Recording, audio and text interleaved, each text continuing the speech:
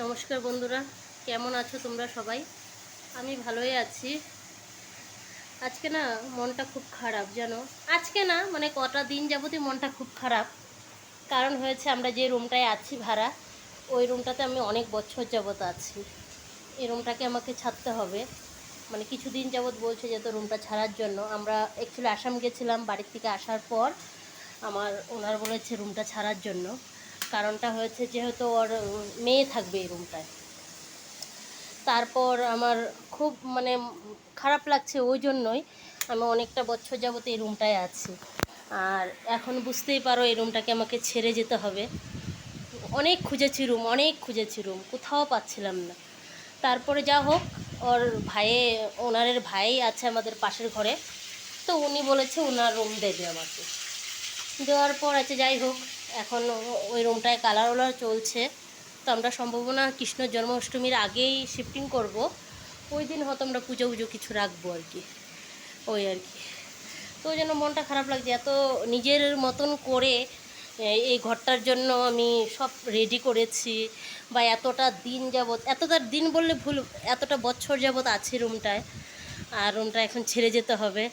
তো মানে খুব খারাপ লাগছে। তোমরা সবাই বুঝবে, যারা যারা ভাড়া থাকো আর যারা যারা বিদেশ থাকো ভাড়া, ওরা বুঝতে পারবে যেহেতু কি মানে কতটা কষ্ট লাগে একটা রুমের মধ্যে এতটা বছর থাকার পর। এতটা বছর থাকার পর যদি রুমটাকে ছেড়ে যেতে হয়। আমি আমার মতন করে সাজিয়ে নিয়েছিলাম, আর এখন আমাকে রুমটাকে ছাড়তে হবে, ওই আর কি। আর কাজ থেকে চলে এসেছি আমি আজ প্রায় 11টা নাগাদ চলে এসেছি। এসে অল্প বসলাম, কফি খেলাম। বর চলে গেছে কাজে আমাকে রেখে। তারপর এই রান্নাবান্না শুরু করলাম এখন। আজকের রান্নাবান্না তেমন কিছু নয়, আমিষ আর নিরামিষ দুটোই আছে, ওই আর কি। ছেলেও ঘরে, ওর 4 দিন ছুটি পড়েছে আজকে। যেহেতু এখানকার কর্ণাটকের যেহেতু আজকে লক্ষ্মী পূজা, আমাদের লক্ষ্মী পূজা বলতে পারো, লক্ষ্মী পূজার মতন আর কি। ওদের আজকে লক্ষ্মী পূজা আছে, তো স্কুল এগুলো সব বন্ধ আজকে।